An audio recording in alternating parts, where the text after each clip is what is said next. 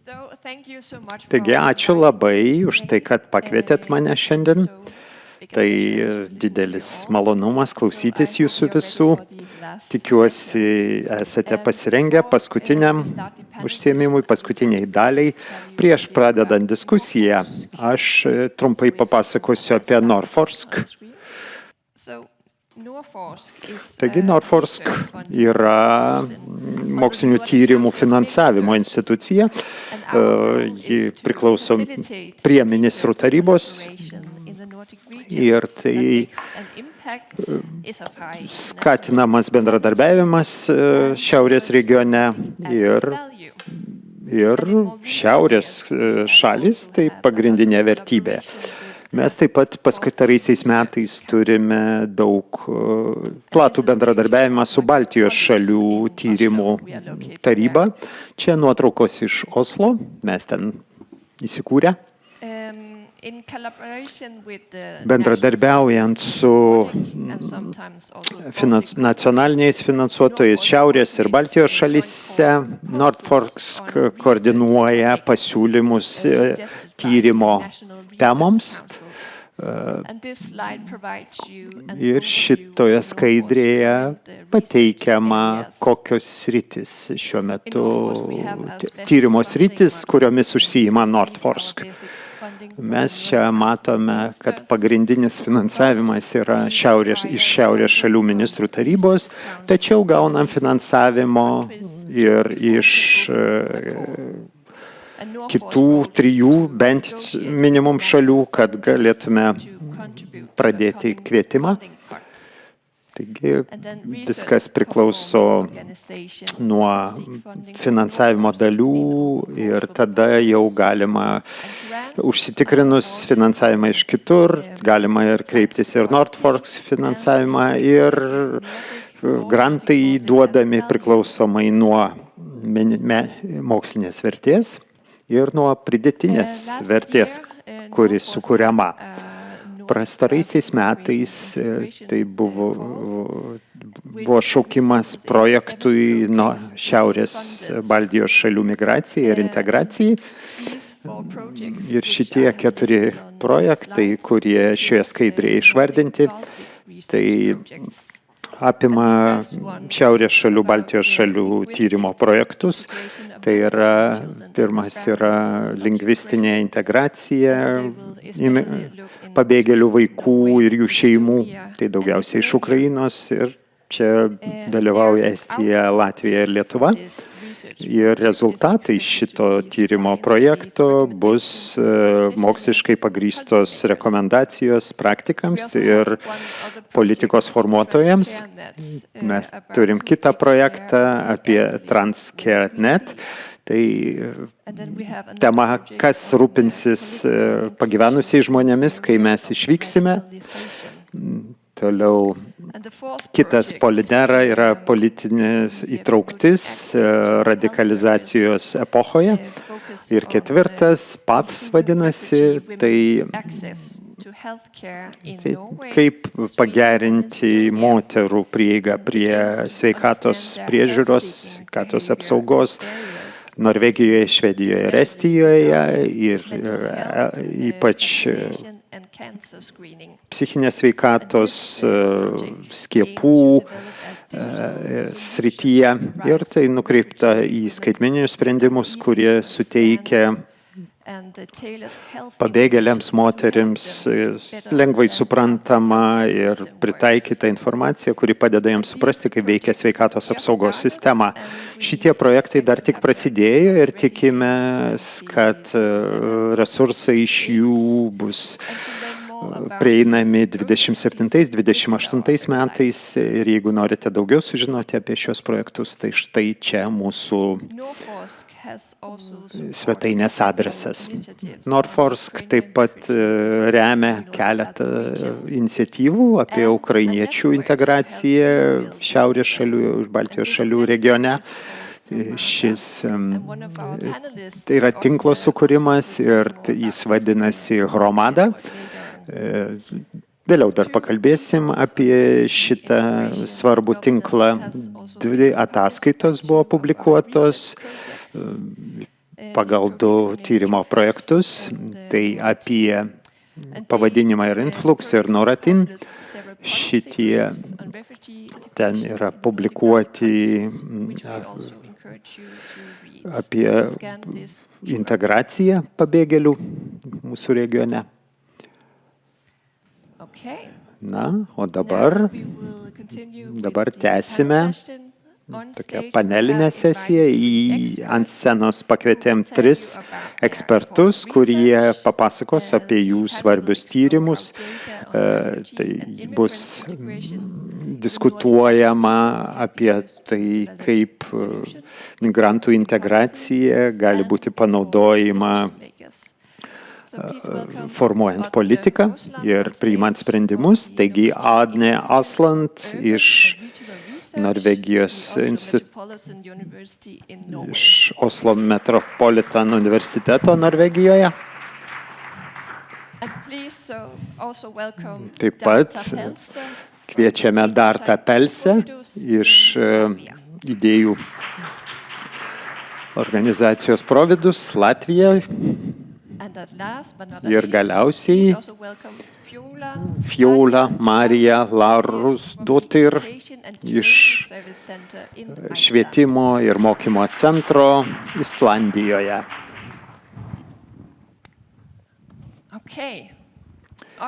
Gerai. Agne, pradėsime nuo jūsų. Jūs esate mokslinio tyrimo ir darbo profesorė ir vadovauja darbo grupiai su pabėgėliais ir migrantais ir Romada. Tai reiškia Šiaurės šalių, Baltijos šalių indėlio tinklas su Ukraina susijusi.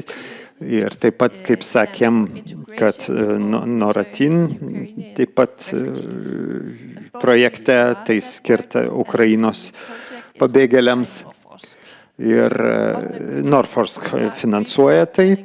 Ar galite trumpai papasakoti apie Romada Network? Tai be abejo, aš Romada. Tai ačiū, kad pakvietėt ir už galimybę pristatyti Romadą. Kai prasidėjo Rusijos invazija 22 metų vasarį, labai buvo didelis poreikis žinių apie Ukrainą ir mūsų visuomenės ir daug tyrėjų įvairiose institucijose, tačiau mes išsibarstę įvairiose šalise ir mes pagalvojame, kad gerai būtų sujungti jėgas. Ir kaip Norvegijoje mes įsteigėm Ukrainet, tai yra tinklas tyrimų apie Ukrainą. Suomijoje padaryta panašiai buvo ir jie susisiekė su mumis. Ir pagalvojame, kodėlgi nepadarius didesnio dalyko. Ir pagalvojam, kad galbūt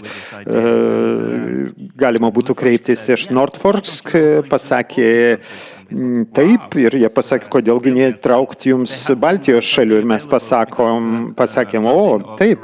Ir kadangi finansavimo galimybės buvo ir veikla su Rusija susijusi buvo pristabdyta, atsirado finansavimo galimybių ir mes tą pagalvojom panaudoti, kad įsteigtume Romada tinklą. Norėjome, kad tai nebūtų paprastas tiesiog tyrimų tinklas, kada važinėjame į konferencijas ir pristatom tyriamosius darbus, bet tiesiog dar skleisti žinias apie tai, kas vyksta Ukrainoje ir mūsų šalise, nes turime tikrai daug pabėgėlių, aš vadinu jos pabėgėliais arba žmonės perkeltais asmenėmis esančiais mūsų šalise. Tinklas dirba 2 kryptim pagrindiniam, skirtingom. Pirmas, tai turime metinės konferencijas, bet šios konferencijos nėra kaip įprastinės akademinės konferencijos. Mes siekiam dialogo su suinteresuotomis šalimis kaip politikos formuotojai, pilietinės visuomenės organizacijos, verslai, kurie dirba su Ukraina ir perduoti tas žinias, kurias turime į žinias, kuri aktuali politikos formavimui. Mes turime konferencijas tam skirtas ir kaip visi mes tyrėjai turime mokymus, kaip tai daryti ir turime komunikacijos įgūdžių mokymus, kaip perteikti šitos įgūdžius, kaip paversti žinias į tai, ką galėtų vartotojai panaudoti. Ir mes turėjom konferencijas, prasidėjo mano universitete, Oslo metropoliteno, ir praėjusį rudenį turėjom konferenciją Rygoje, diskutavome problemas kaip ES integracija, psichinės sveikatos problema, tai tų, kurie liko Ukrainoje ir pabėgėlių, kurie atvyko iš Šiaurės ir Baltijos regioną. Žiūrėjome į pabėgėlius ir aptarinėjom pabėgėlius ne tiesiog kaip naštą mūsų visuomenėms, bet labiau kaip resursą ir tiek ir darbo srityje ir taip pat kaip mūsų visuomenės priima ukrainiečius mūsų šalyse. Hromada tinklas, jis susideda iš 6 mažesnių tyrimo grupių. Turime vieną grupę, kuriai aš vadovauju, kuri dirba su pabėgėliais ir migrantais, taip pat yra kitas dirba su klimato valdymu. Tai galvojama apie klimatą ir žaliąją ekonomiką, viena dirba su demokratija ir Šiaurės ir Baltijos šalių pilietinių visuomenių bendradarbiavimą ir taip toliau. Ir manau, kad taip pat turime šitą antrą, tokį kaip ir ramstį, tai yra blokai, kuriuos mes parengėm ir panaudojam tyrimus iš tyrimo projektų ir surašome juos į suskirsto mažesniais gabalais, kurios gali panaudoti mūsų pilietinės visuomenės.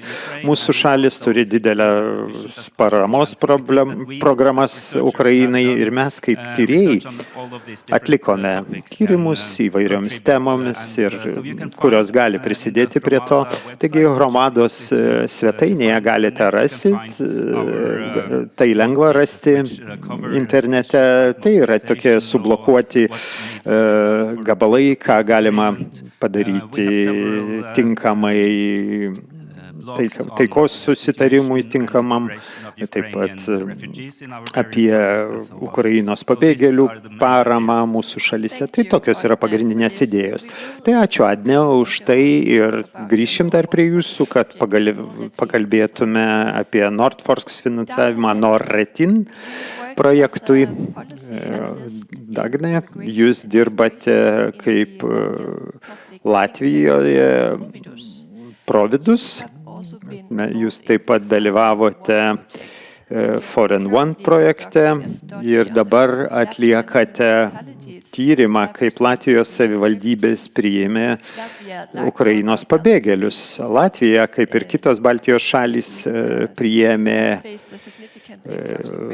susidūrė su dideliu srautu pabėgėlių nuo Rusijos invazijos į Ukrainą. Ar galite pradėti nuo to, trumpai papasakokit, kaip Latvijos savivaldybės sureagavo, kai Ukrainos pabėgėliai pradėjo atvykti ir kokie buvo pagrindiniai iššūkiai, kurie susidūrėte tuo metu?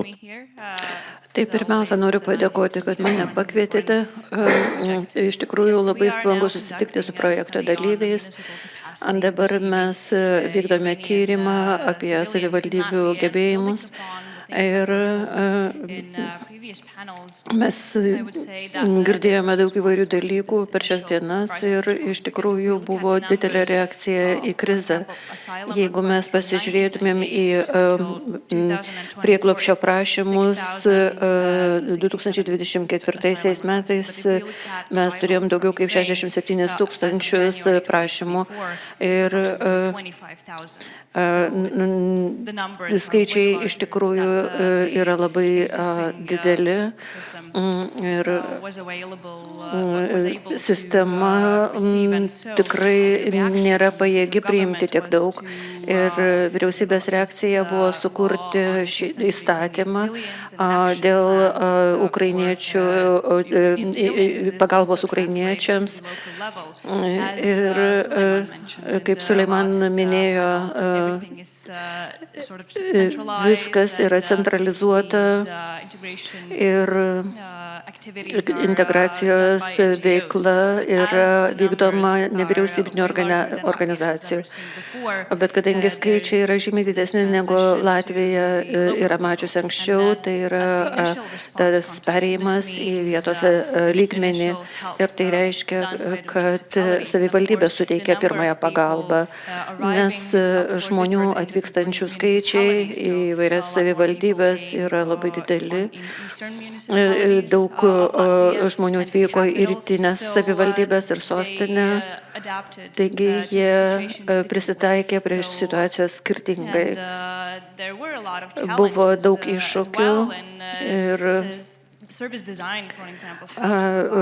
paslaugų sistema, kaip padėti tokiam dideliam skaičiui žmonių, ką daryti su būstais ir panašus dalykai. Taigi, pagalbos ukrainiečiams įstatymams buvo keičiamas daug kartų ir didžiausiai iššūkiai, su kurie susidūrė savivaldybės, tai buvo ankstesnės patirties stoka. Mes taip pat analizavome savivaldybės ir dauguma iš jų visiškai neturėjo jokios patirties praeityje. Taigi su ukrainiečiais jie pirmą kartą susidūrė su tokia situacija ir daugelis savivaldybių nurodė, kad nuolatiniai pokyčiai įstatyminiai baziai, ypač pradžioje. Po to, kai prasidėjo invazija į Ukrainą, reiškia, kad yra labai daug iššūkių, nes teisinė bazė reglamentavo, kaip turi būti teikiama pagalba žmonėms atvykstantiems į savivaldybę. Kitas dalykas yra duomenų rinkimas. Tai irgi yra iššūkis. Mes neturėjome duomenų sistemų, mes atlikome tyrimą ir mes pamatėme, kad yra daug įvairių vyriausybinių institucijų, turinčių skirtingus duomenis apie tos pačius dalykus. Ir tai liečia ir savivaldybės. Taigi mes matėme, kad savivaldybės renka informaciją skirtingai, ar jie naudoja ar nenaudoja tos informacijos. Ar buvo kažkas, ką jie naudoja savo darbe.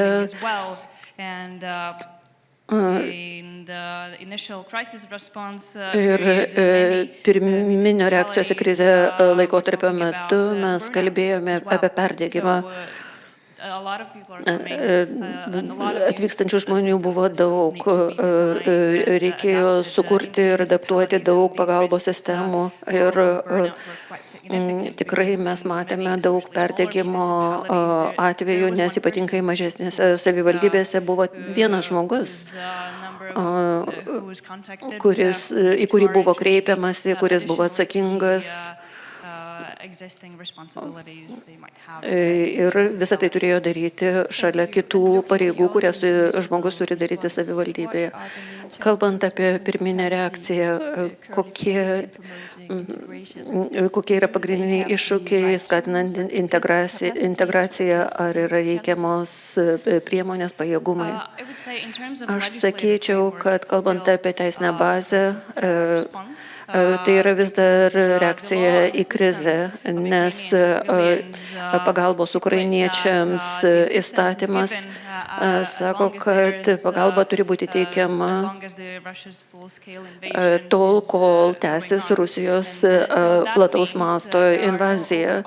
Tai reiškia, kad nėra kažkokių ilgalaikių didelių visapimančių tikslų, integracijos tikslų, nes tai yra laikina apsauga. Bet šis veiksmų planas ir įstatymas taip pat kalba apie integracijos priemonės, tokias kaip kalbų mokymą, kaip švietimo sistema, bet nėra integracijos, ukrainiečių integracijos tikslo. Ir tai persikelia į savivaldybės ir nors teisinė bazė kalba apie reakciją į krizę, integracija savivaldybėse vyksta vienu ar kitu atveju. Teoriškai savivaldybės neprivalo kurti integracijos sistemas vietos lygmenių. Jeigu jos turi iniciatyvą, jie gali įgyvendinti, bet nėra kažkokio sisteminio požiūrio, kaip įtraukti vietos lygmenį į integracijos procesus. Taigi, kai kurios savivaldybės naudoja kažkokius savo metodus, kaip spręsti integracijos problemas. Kartais savivaldybės organizuoja kalbų kursus, pačios finansuoja. Tai situacija tikrai yra labai skirtinga skirtingose savivaldybėse. Remiantis jūsų tyrimu, ko reikia, kad stiprinti savivaldybės mandatą integracijos kontekste ir kaip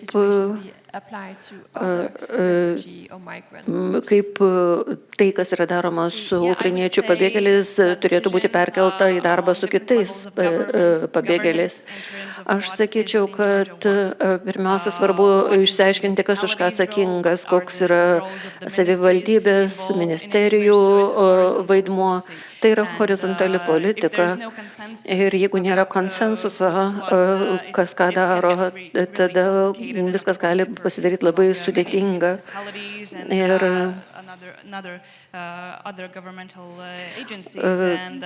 savivaldybės ir kitos vyriausybės institucijos turi turėti aiškiai apibrėžtas atsakomybės ir tai turi būti nuspręsta vyriausybės lygmeniu. Kalbant apie kiekvienos suinteresuotos šalies vaidmenį.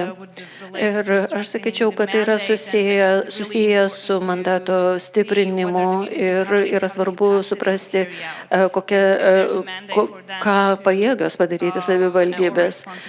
Jeigu jos yra atsakingos už integraciją, už vietos politikos formavimą, yra svarbu pažiūrėti, ar jie turi pakankamus pajėgumus ir žinias. Ir mes atlikome tyrimus savivaldybėse ir jeigu mes pereitume prie jūsų antro klausimo, jie sakė, yra tam tikros indikacijos, kad jie įgijo tikrai nemažai patirties priimant ukrainiečių pabėgėlius ir žinios, kurias jie įgijo, tikrai galėtų būti perkeltos dirbant su kitomis grupėmis, kada mes kalbam apie paslaugų teikimą ir panašius dalykus. Aš sakyčiau, kad tai yra galimybė tęsti darbą ir išsaugoti žinias, kurios jau yra įgytos. Aš manau, kad ukrainiečių pabėgėlių situacija parodė, kad Latvijoje yra tikrai didelės problemos su užsieniečių integracija ir kita vertus tai suteikia didžiulės galimybės sukurti integracijos politiką, sukurti visą apimančias kalbos mokymo sistemas ir panašiai.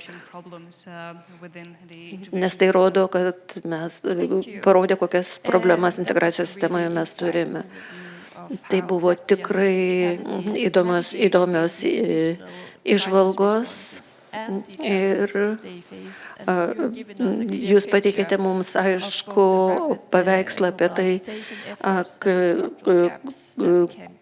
kas yra daroma ir kokios yra struktūros spragos. Taigi dabar mes pereiname prie Islandijos projekto.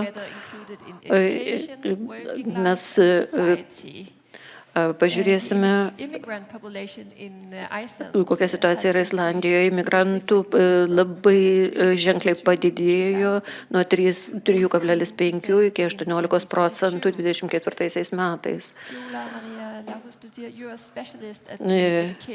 Fiula Marija Larusdottir, jūs esate švietimo ir mokymo paslaugų centro suaugusių mokymo specialistė ir jūs esate koordinavimo komandoje.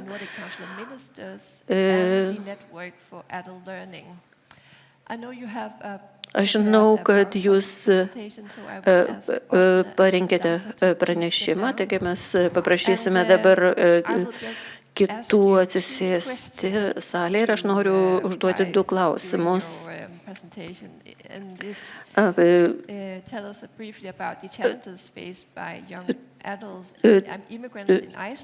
Trumpai papasakokite apie jaunus imigrantus Islandijoje, su kokiomis problemomis jie susiduria. Aš pasistengsiu atsakyti į šios klausimus.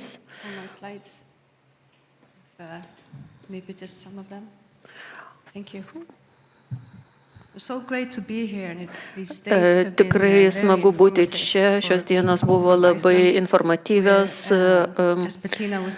Ir kai mes iš tikrųjų esame auganti šalis populiacijos prasme, gyventojų prasme. Ir kaip OECD statistika rodė vakar, mes 24 metais, 25 metais turime apie 20% emigrantų ir tai yra naujas dalykas mums, nes tai vyko per kelis paskutinius metus.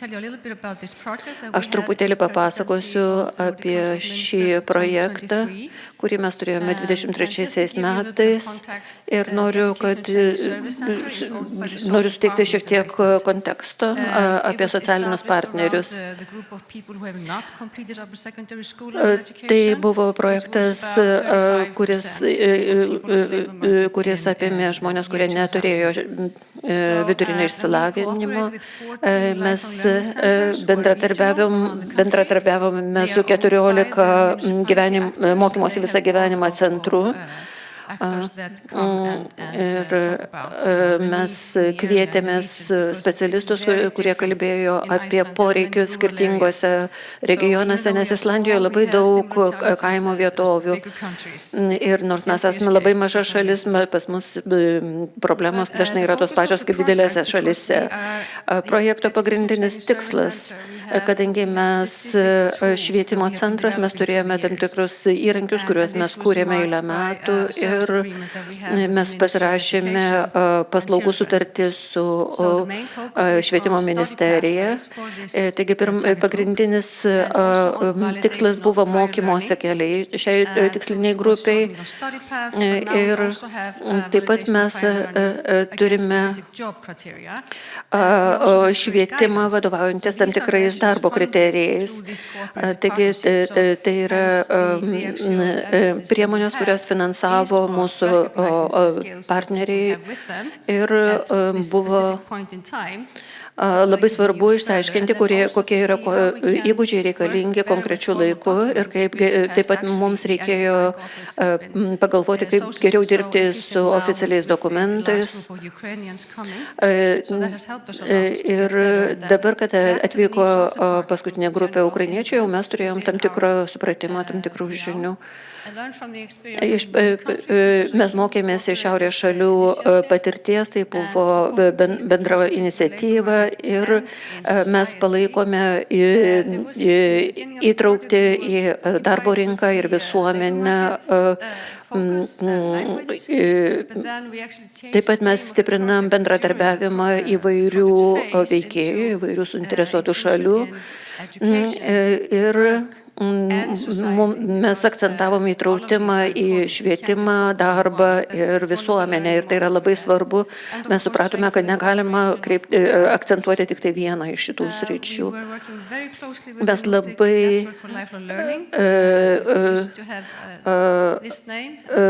labai daug dirbom su NLL tinklu, tai yra mokymosi visą gyvenimą šiaurės šalių tinklas.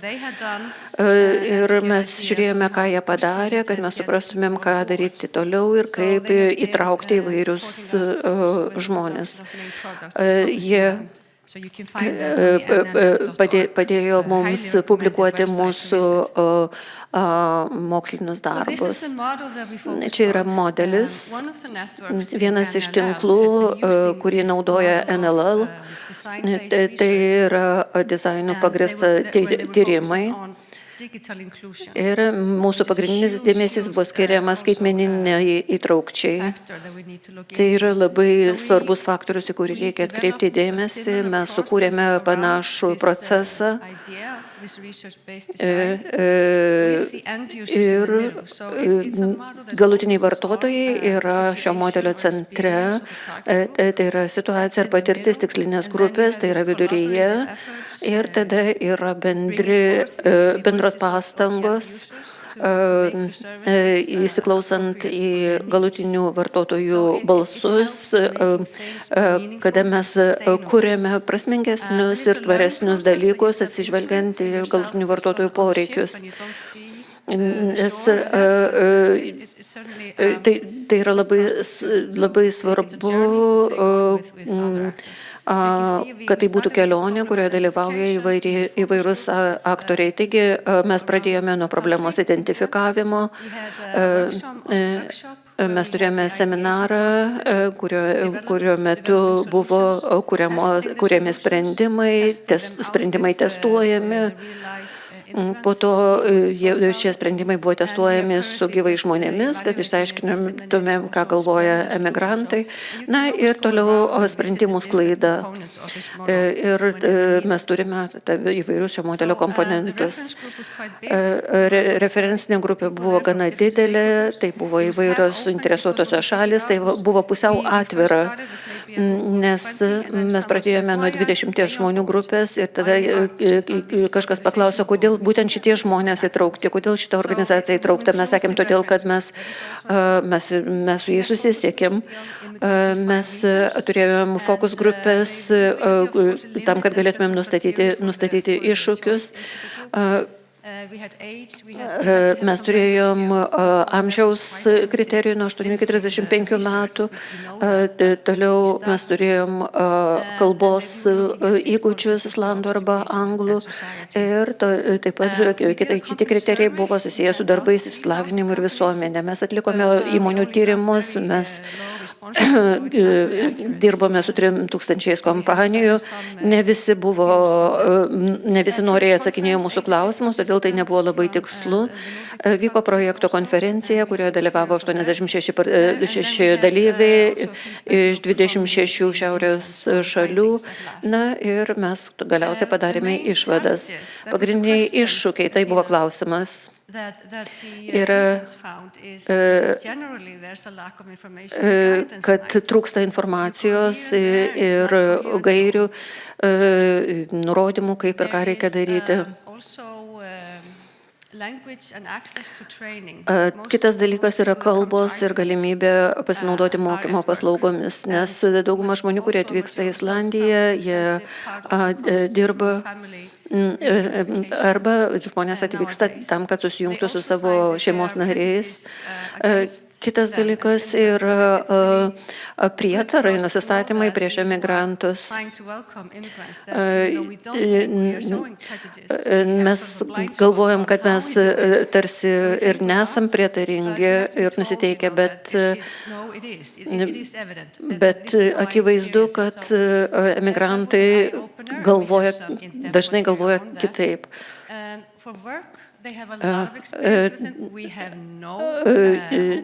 Mes neturime jokios informacijos apie atvykstančiųjų įgūdžius, Taigi mes turime atlikti savotišką įgūdžių auditą, kad jie galėtų įsilieti į darbo rinką.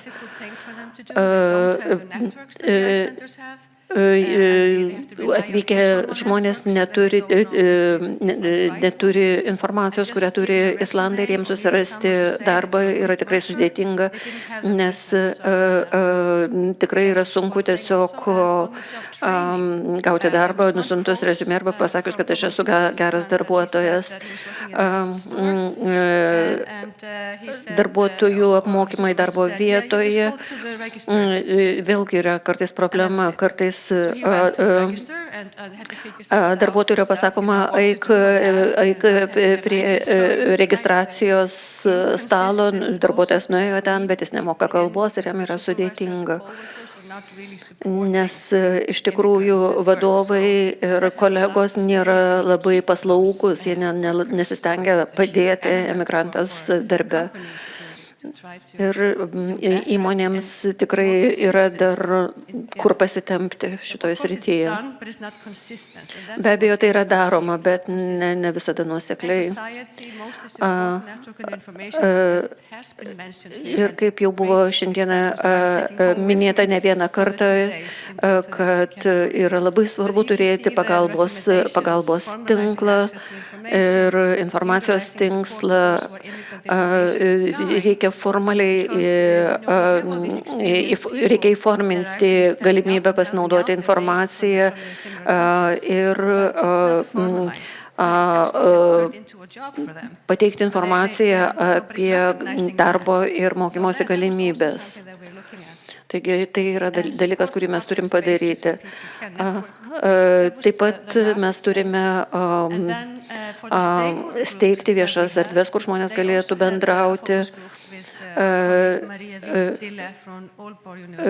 Mes kuriame fokus grupės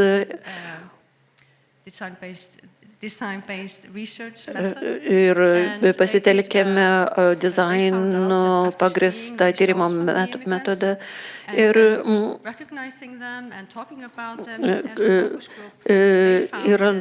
kada buvo kalbama su fokus grupėmis, paaiškėjo, kad Islandijoje nėra pakankamos lyderystės, yra nesubalansuoti prioritetai, neaiškios strategijos ir yra daug tokių pilkų zonų. Nes aš dalyvau pati fokus grupėje kaip viena iš koordinatorių, jie kalbėjo tik apie tai, kad jūs turite išmokti islandų kalbą ir tada mes jau jūs įtrauksim, bet tai nėra paprasta kalba, nėra lengva kalba. Na, o jeigu jūs nesijaučiate, kad jūs priklausote bendruomeniai, kaip jūs galite naudoti savo islandų kalbos žinias, jūs tiesiog neturite motyvacijos mokytis. Tai buvo daug diskusijų. Ir bendruomenės žmonės, jie turi atviriau žiūrėti įvairius tuos klausimus.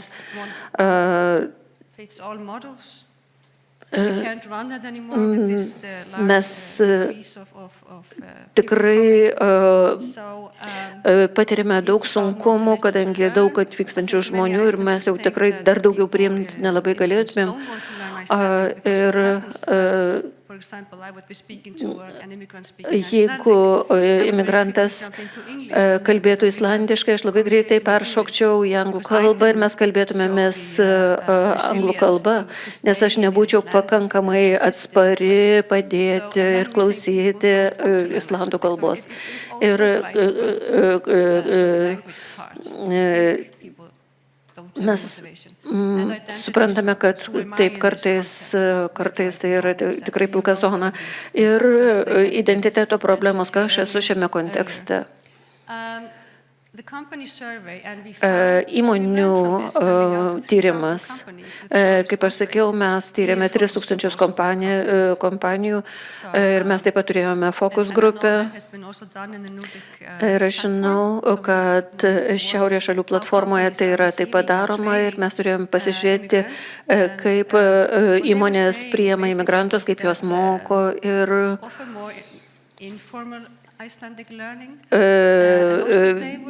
mes sakėme, kad jie turėtų pasiūlyti daugiau neformalaus islandų kalbos mokymo. Ir mes didžiuojamės tikrai savo kalbą ir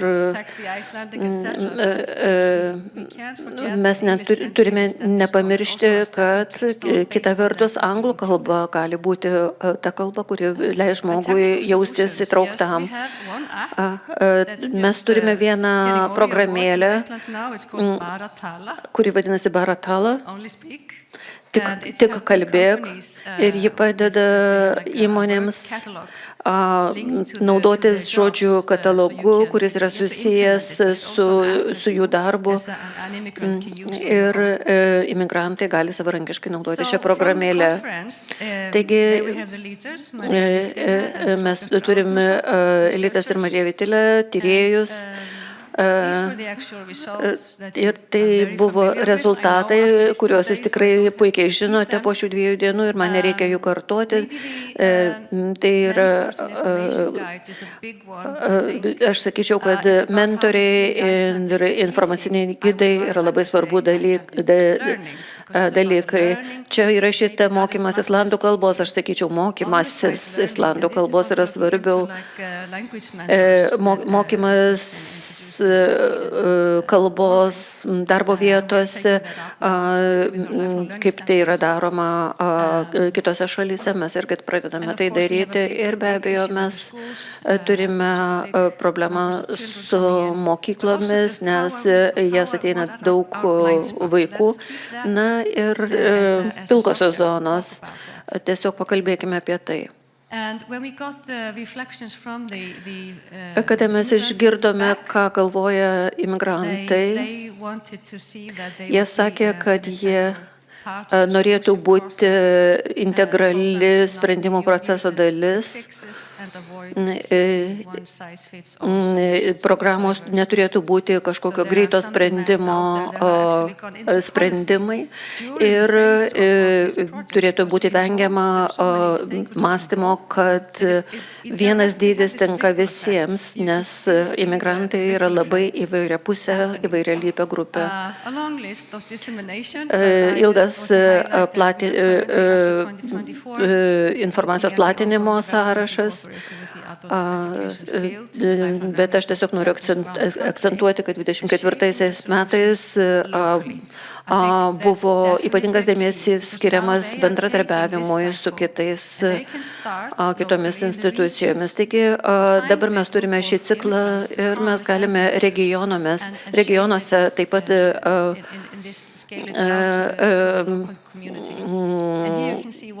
pat panaudoti tai vietos bendruomenėje.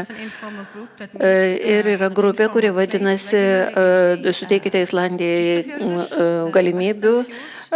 Jie organizuoja susirinkimus vakarų fjorduose ir jie čia sužino apie tai, kas vyksta kaiminystėje.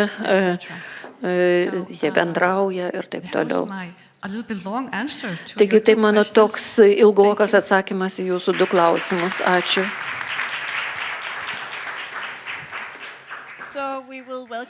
Taigi, dar pakviesim diskusijos dalyvius ant scenos ir tęsime apie Noratin, tai yra Nordforsk finansuojamą projektą,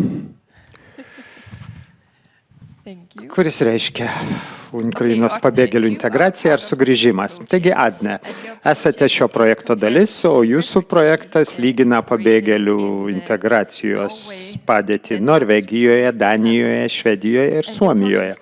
Jūsų projektas prasidėjo 23 metų pabaigoje ir baigsis 26. Ar galite trumpai pasakyti apie šio projekto tikslą ir aplinkybės? Taip, mes norėjome palyginti 4 šalis, dėja be Islandijos ir Baltijos šalių, bet tai ateičiai galbūt, bet į ką mes norim pasižiūrėti, tai integracijos ir ateities perspektyvų tyrimai dėl ukrainiečių pabėgėlių integracijos. Kodėl žiūrim į šitas 4 šalis, nes, kaip minėjom, tai jos panašios, tos šalis 4, tai yra šiaurės šalių gerovės modelis, bet vis tiek skirtingai jie pažiūrėjo į tai, kaip priimti Ukrainos pabėgėlius ir kokias teisės jie turi. Pradėsim nuo Danijos, labai nesigilinsiu, rasite daugiau ataskaitose, bet galbūt griežčiausiai išvystusių šalių, tai kas liečia ukrainiečius, jie gauna visas tas teises, kurias turi visi pabėgėliai. Švedija, kaip tradiciškai liberaliausia šalis, jie suteikia prieglobsčio teises ukrainiečiams, tai reiškia, kad jie turi mažiau šiek tiek teisių negu kiti pabėgėliai.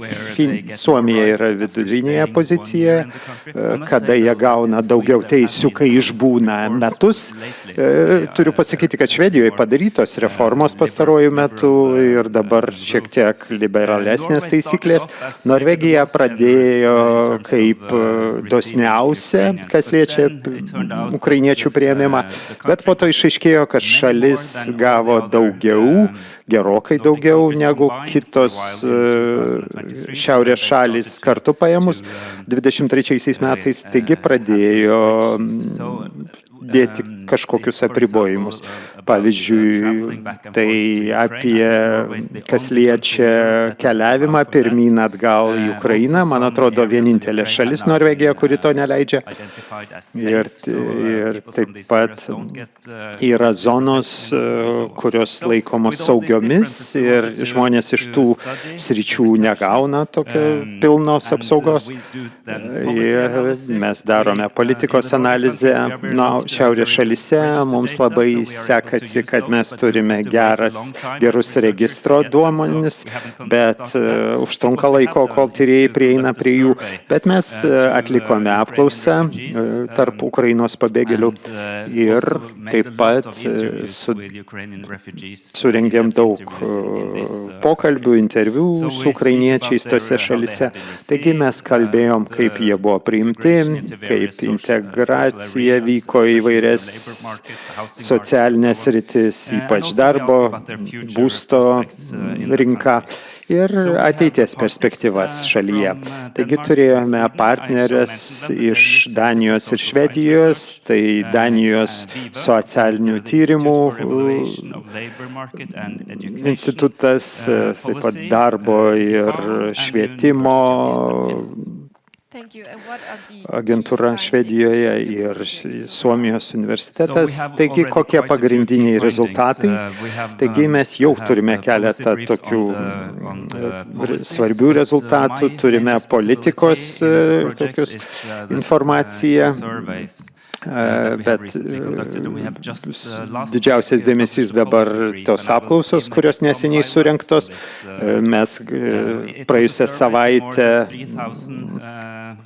turime apie politiką tokį trumpą informaciją, o dabar dėl apklausų mes klausėm ukrainiečių, kodėl jie atvyko į tą šalį. Buvo skirtumų. Pirmiausia, atvyko į Švediją ir Daniją, nes turėjo draugų, giminių, o Norvegijoje labiau buvo dėl to, kad ukrainiečių teisės yra labai gerai saugomos Norvegijoje. Daug kas atvyko dėl saugumo ir vaikų švietimo gerų perspektyvų. Ateičiai labai mažai kas gailėjosi atvykę į Skandinavijos šalis ir apskritai žmonės buvo patenkinti kaip jie buvo priimti, kaip priėmimo sistema funkcionavo ir kad jie jautėsi laukiami, priimami visuomenėje. Kas negatyvesni dalykai išsiskyrė, tai kad įdarbinimo paslaugos nėra tokiam aukštam lygyje įvertintos kaip kitos, taip pat dėl sveikatos paslaugų, dėl skirtumo tarp sistemų, galbūt ukrainiečiams nesijaučia, kad jie gauna gerą prieigą prie tų paslaugų. Ir tokia labiau kontroversiška dalis, tai kadangi Švedijoje yra daugiau žmonių, kurie yra savarankiški, bet kita medalio pusė tarp mūsų rezultatų. Tai mes dokumentavom tokius prastus rezultatus tarp pabėgėlių Švedijoje, lyginant su kitom šalimis. Tai būtent galbūt kaip jie vertina priėmimo sistemą, kaip apskritai vertina paslaugas ir galbūt svarbiausia, kad daug žmonių jautėsi, kad jie buvo verčiami eiti į neoficialaus tokio pilkojo darbo zoną, nes jie negalėjo išgyventi iš pašalpų. Tai aiškiai matosi iš mūsų duomenų, kad aišku, tą sunku išmatuoti, bet pastebim tokį pasikartojimą, kad vis daugiau žmonių pasako, kad jiems buvo siūloma dirbti neformaliame sektoriuje, arba patys dirbo, arba bent jau pažįsta žmonių, kurie dirbo tokiame neoficialiame sektoriuje. Ir informacija yra mūsų svetainėje. Ir kaip tyrimai iš jūsų projekto naudojami. Tai mes turime artimą ryšį su naudotojais mūsų tyrimų, tai mes kviečiame žmonės iš viešųjų įdarbinimo tarnybų, iš savivaldybių, iš imigrantų ir integracijos paslaugų tarnybų ir taip pat ukrainiečių pabėgėlių organizacijų šiaurės šalyse, kad surengiam bendrą susitikimą ir tokį kaip seminarą, kur apsikeičiam patirtimi, pasidalinam suvokimu, kas vyksta ir renkam tokį indėlį, ką mums reikėtų padaryti mūsų paslaugose ir kad rengiam pokalbius ir pastebim, kad žmonės nelabai aktyviai komunikavo, netgi savo šalyse ir jo labiau tarp šalių, o po šių susitikimų jie geresnį suvokimą įgijo ir taip pat suartėjo bendravimas tarp pačių pabėgėlių ir taip pat kontaktas buvo su įvairiais vartotojais, aišku, yra akademiniai naudotojai yra, mes akademinius straipsnius rengėm ir labai akcentavome politikos direktyvas informaciją. Mes buvome aktyvūs žiniasklaidoje. Praėjusią savaitę turėjome Dagens Nyheter pirmajame puslapyje straipsnį, kur buvo informacija apie neformalią ekonomiką Švedijoje. Manome, kad tai daug diskutuojama. Aftenposten laikraštyje mes paskelbėm ir mes parodėm pavyzdžių, kas atsitinka, jeigu nesuteikiam teisių. Taip pat vedėme blogą, Hromadą tinkle ir kitose už tarptautinės žiniasklaidos sferose apie situaciją. Tai ačiū, Agne. Taigi, seksime jūsų projektą toliau. O dabar klausimas visiems, kada išklausėte savo prezentacijas šioje diskusijoje. Kaip manote, ko gali Baltijos ir Šiaurės šalis pasimokyti vienos iš kitų? Darta, gal jūs pradėsit? Manau, kad klausimas yra lengvesnis Baltijos šalims, kadangi tarptautiniai projektai, užsienio projektai rodo, kad mes vykome į Suomiją, Švediją, Daniją, Norvegiją, pasižiūrėti, kaip sistema veikia ir sisteminis požiūris yra tai, ko mokosi mūsų šalis ir kaip matėme prezentacijoje iš Lietuvos ministerijos ir kiti dalykai, kurie buvo diskutuojami šiandien. Iš kitos pusės galiu įsivaizduoti, kad yra ką galima išmokti. Sakyčiau, kad Baltijos regionas yra toks, kur galima būtų lengvai surengti seminarą visų šalių. Mes jau darėme seminarus per pastarosius 2 metus apie integraciją ir tai gali būti pavyzdžiai, kaip gali būti vykdomas artimas bendradarbiavimas.